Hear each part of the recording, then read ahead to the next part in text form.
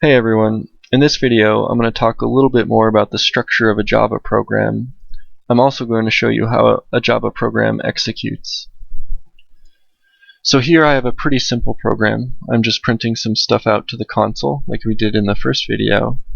But I want you to notice that the name up here changed from hello to demo. And that's simply because the name I gave the Java file is demo. And the name you give the Java file has to match the name that you define as the class up here. So just make sure that those match when you're programming. The next thing I want to mention are keywords. The keywords are reserved words, meaning that you can only use these words the very specific way that the people who made Java want you to use them.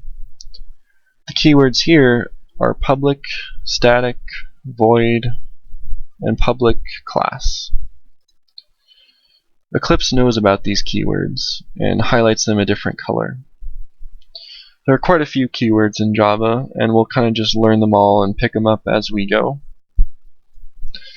The next thing I want to talk about are these braces. So these little curly braces or brackets are ways to group things together and say that a bunch of things belong to something else. So for every opening curly brace, you need to have a corresponding closing curly brace. So if you can see here, if you click up next to this opening brace, it highlights this closing brace because that's the corresponding closing brace. And similarly, if you click down here, it highlights the opening brace. And all that's saying is everything in between those braces, which is all that, belongs to this public class called demo. Similarly, the braces here and here are corresponding braces, and all that's saying is everything in here belongs to this method called main.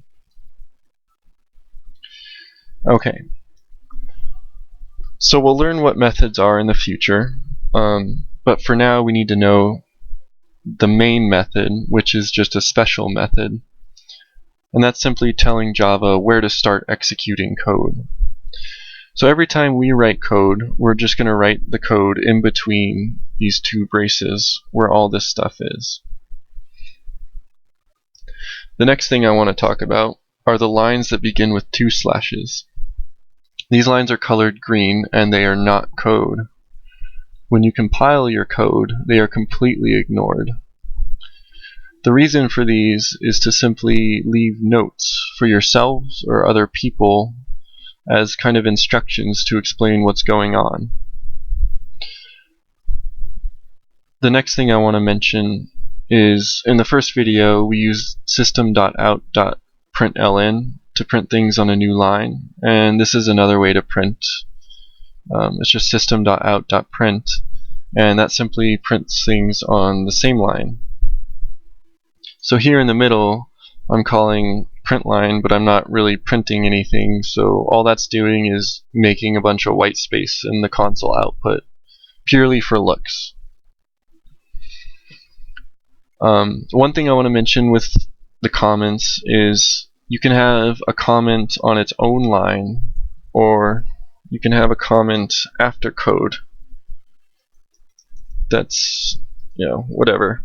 You can have a comment after a statement, because everything after these 2 slashes on that line will be considered a comment. So, for example, I could not put a comment at the beginning of this line because, everything after that's going to be treated as a comment and ignored. Okay, so now I want to show you how the program executes step by step, and to do that we're going to go over here and double click on a line, and that's creating what's called a breakpoint. So breakpoints are used in a different way of running called debug mode. So in the first video we ran our program using this. In this one we're going to run our program using this, which is the little bug icon. So go ahead and click that. Click OK. Click yes. So everything's going to change, and we're just in a different perspective. We're in the debug perspective.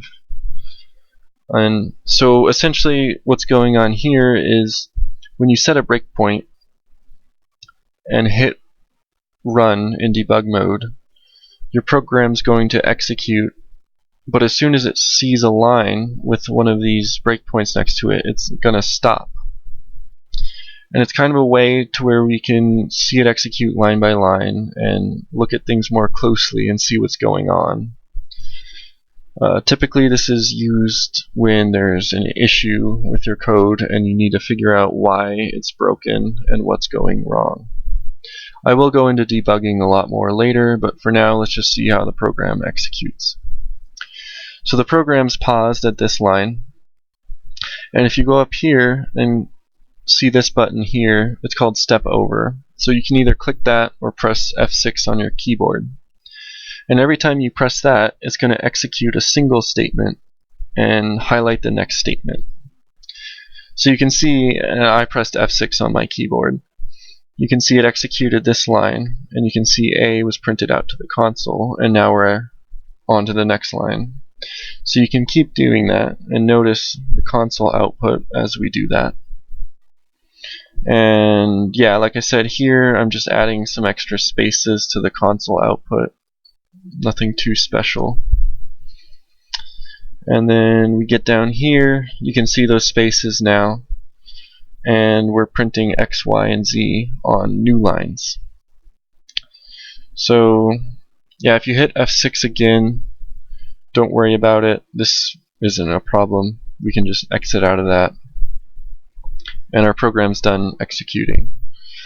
So to get back to our normal Java mode, if you see up here debug is highlighted, just click the button next to it called Java, and we're back.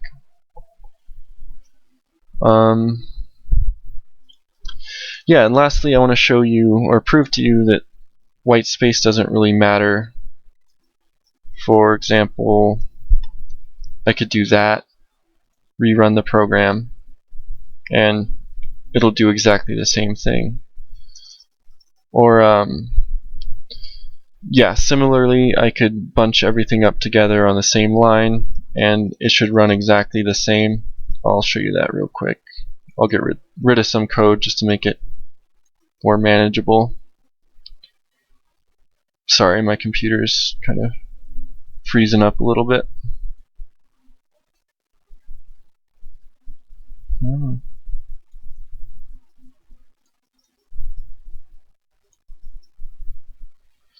Yeah, so as you can see, the program's really hard to read and it's ugly, but syntactically it's still valid Java code, and if we go to rerun that, well, it will print ABC because I deleted the other lines, but you can see it still runs perfectly fine even though it's really ugly. So